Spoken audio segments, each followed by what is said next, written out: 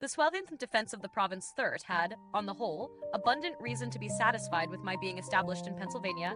There were, however, two things that I regretted: there being no provision for defense, nor for a complete education of youth, no militia, nor any college.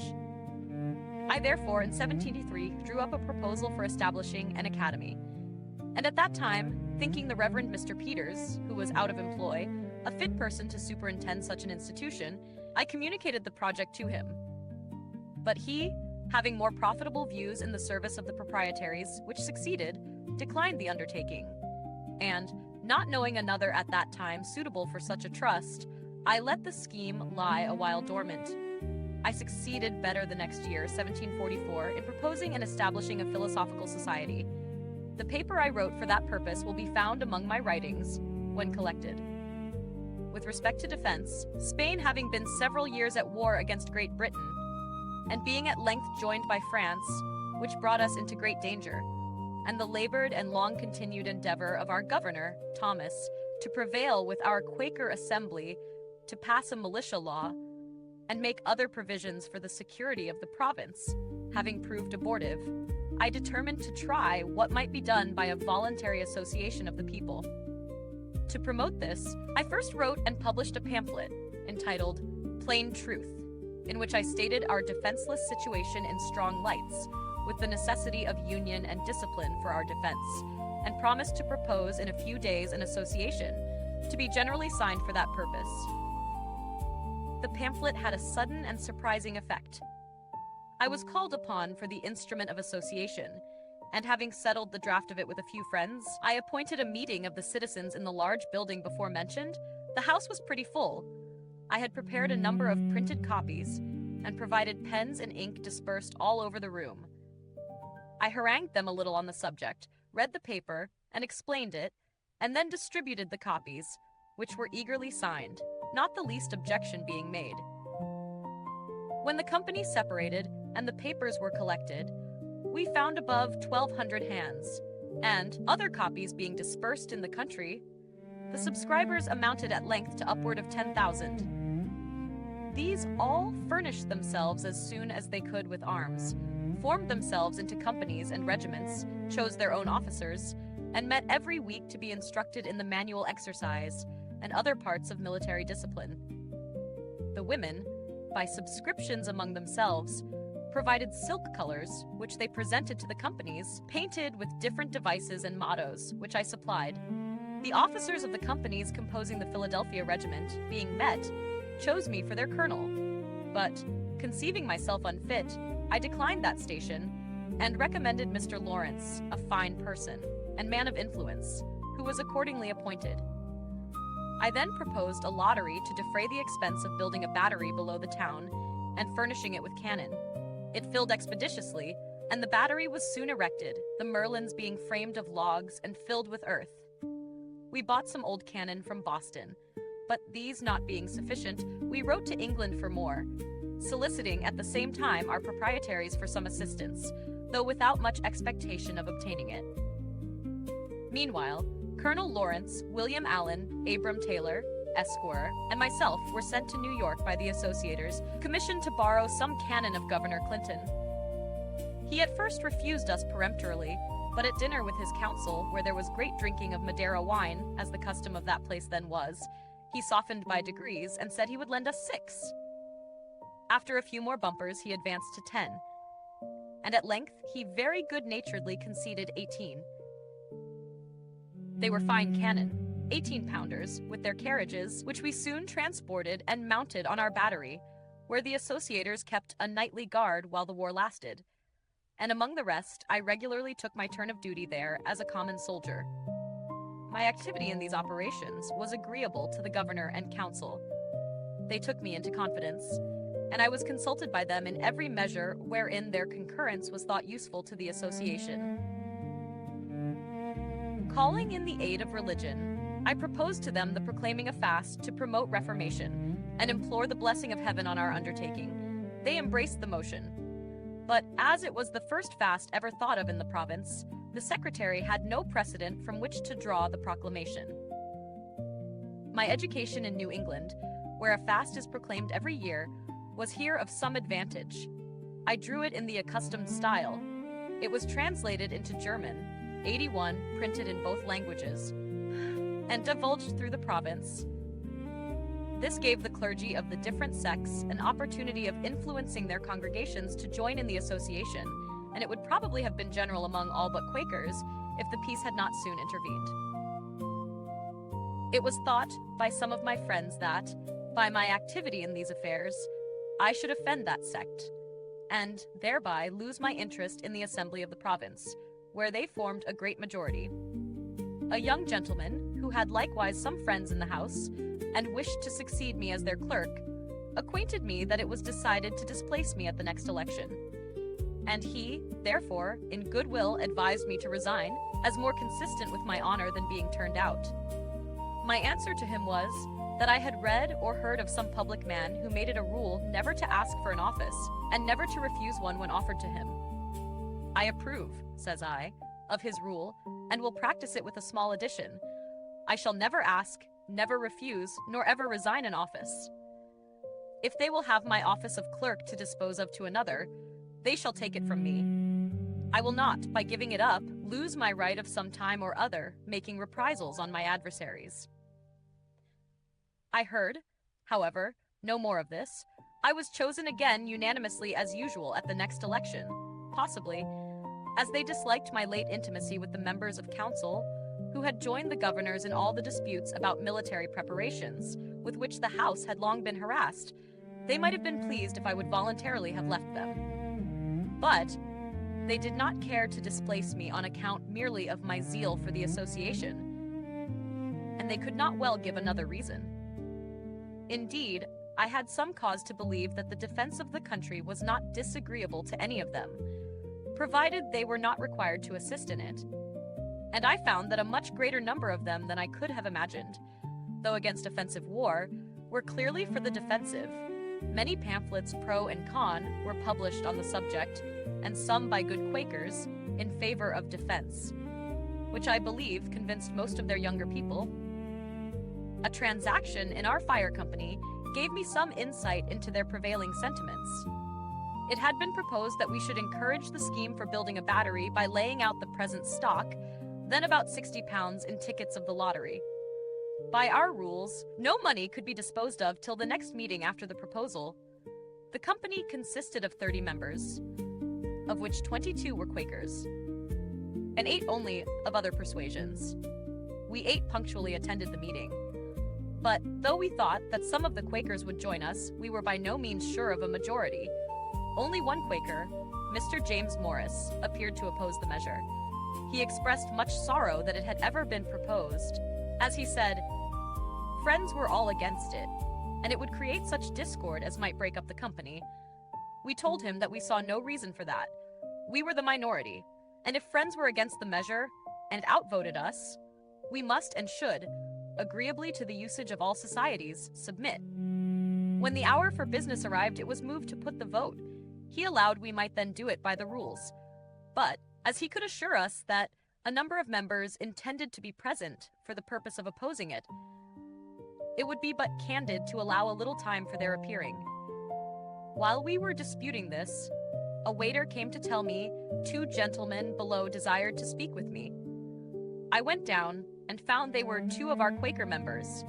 They told me there were 8 of them assembled at a tavern just by, that they were determined to come and vote with us if there should be occasion, which they hoped would not be the case, and desired we would not call for their assistance if we could do without it, as their voting for such a measure might embroil them with their elders and friends. Being thus secure of a majority, I went up, and after a little seeming hesitation, agreed to a delay of another hour. This Mr. Morris allowed to be extremely fair. Not one of his opposing friends appeared, at which he expressed great surprise. And, at the expiration of the hour, we carried the resolution 8-1. And as, of the 22 Quakers, 8 were ready to vote with us, and 13, by their absence, manifested that they were not inclined to oppose the measure, I afterward estimated the proportion of Quakers sincerely against defense as 1 to 21 only.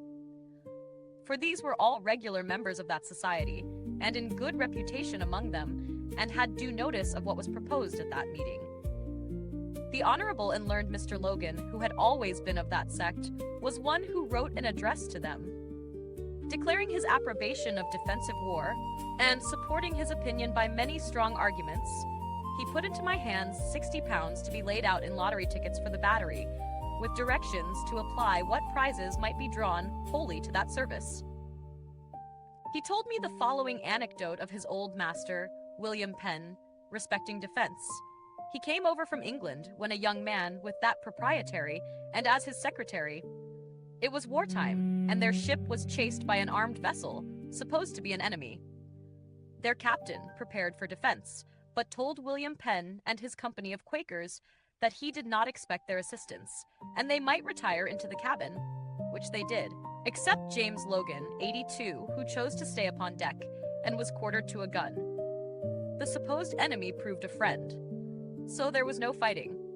But when the secretary went down to communicate the intelligence, William Penn rebuked him severely for staying upon deck and undertaking to assist in defending the vessel, contrary to the principles of friends, especially as it had not been required by the captain. This reproof, being before all the company, piqued the secretary, who answered, "I being thy servant, why did thee not order me to come down? But thee was willing enough that I should stay and help to fight the ship when thee thought there was danger." My being many years in the assembly, the majority of which were constantly Quakers, gave me frequent opportunities of seeing the embarrassment given them by their principle against war, whenever application was made to them, by order of the Crown, to grant aids for military purposes.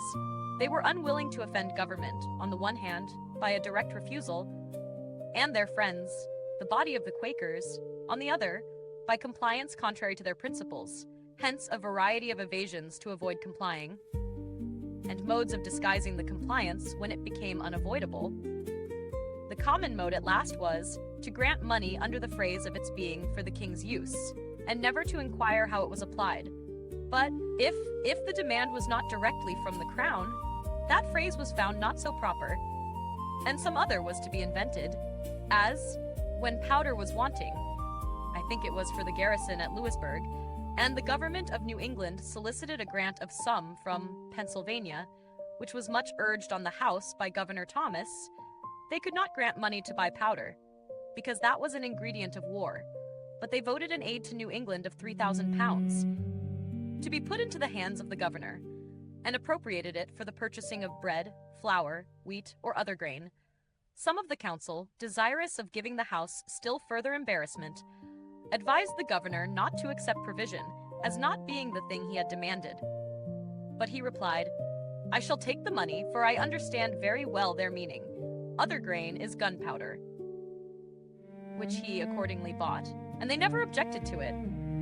It was an allusion to this fact that, when in our fire company we feared the success of our proposal in favor of the lottery, and I had said to my friend Mr. Singh, one of our members, "If we fail, let us move the purchase of a fire engine with the money. The Quakers can have no objection to that. And then, if you nominate me and I you as a committee for that purpose, we will buy a great gun, which is certainly a fire engine." "I see," says he, "you have improved by being so long in the assembly. Your equivocal project would be just a match for their wheat or other grain." These embarrassments that the Quakers suffered from having established and published it as one of their principles that no kind of war was lawful, and which, being once published, they could not afterwards, however they might change their minds, easily get rid of, reminds me of what I think a more prudent conduct in another sect among us, that of the Dunkers. I was acquainted with one of its founders, Michael Welfare, soon after it appeared. He complained to me that they were grievously calumniated by the zealots of other persuasions, and charged with abominable principles and practices to which they were utter strangers. I told him this had always been the case with new sects, and that, to put a stop to such abuse, I imagined it might be well to publish the articles of their belief and the rules of their discipline. He said that it had been proposed among them, but not agreed to, for this reason. "When we were first drawn together as a society," says he, It had pleased God to enlighten our minds so far as to see that some doctrines, which we once esteemed truths, were errors, and that others, which we had esteemed errors, were real truths. From time to time he has been pleased to afford us farther light, and our principles have been improving, and our errors diminishing. Now, we are not sure that we are arrived at the end of this progression, and at the perfection of spiritual or theological knowledge. And we fear that, if we should once print our confession of faith, we should feel ourselves as if bound and confined by it, and perhaps be unwilling to receive further improvement, and our successors still more so, as conceiving what we, their elders and founders, had done, to be something sacred, never to be departed from.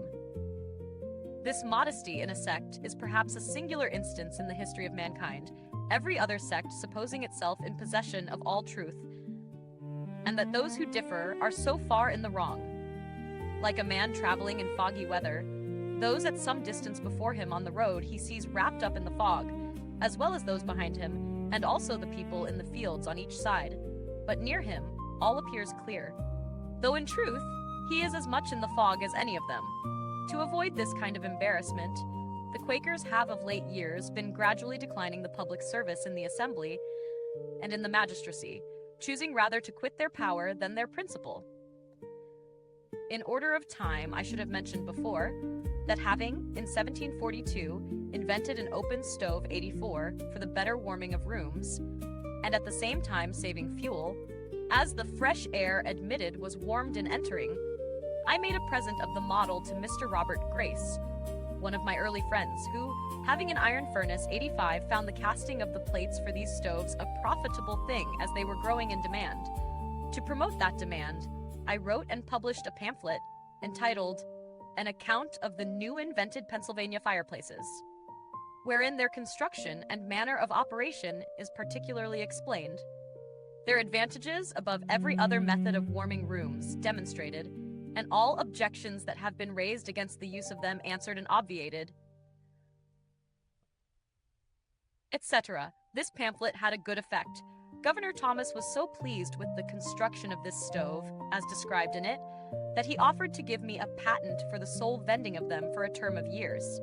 But I declined it from a principle which has ever weighed with me on such occasions, viz., that, as we enjoy great advantages from the inventions of others, we should be glad of an opportunity to serve others by any invention of ours, and this we should do freely and generously.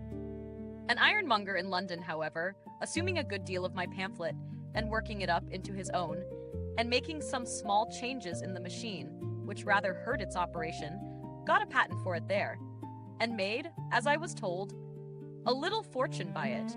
And this is not the only instance of patents taken out for my inventions by others, though not always with the same success, which I never contested, as having no desire of profiting by patents myself, and hating disputes.